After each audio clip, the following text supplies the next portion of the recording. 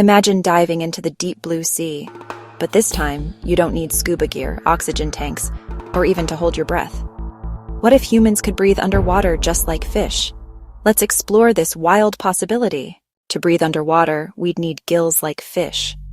Gills pull oxygen from water, but here's the catch. Humans' lungs are designed for air, not water. So our entire respiratory system would need a major upgrade.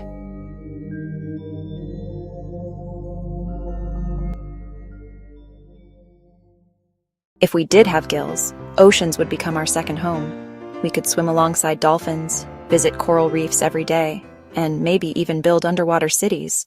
But it's not all fun. Ocean water is cold, dark, and full of predators. Plus, salt water could harm our bodies if we weren't specially adapted. And remember, the deeper you go, the more pressure builds up. Our bodies would have to evolve to survive that, too. Breathing underwater might also change how we treat oceans. If humans lived below the waves, we'd need to protect coral reefs, stop plastic pollution, and keep our oceans healthy, because it would be our new world. So could humans ever breathe underwater? Not with our current biology, but with future technology, who knows?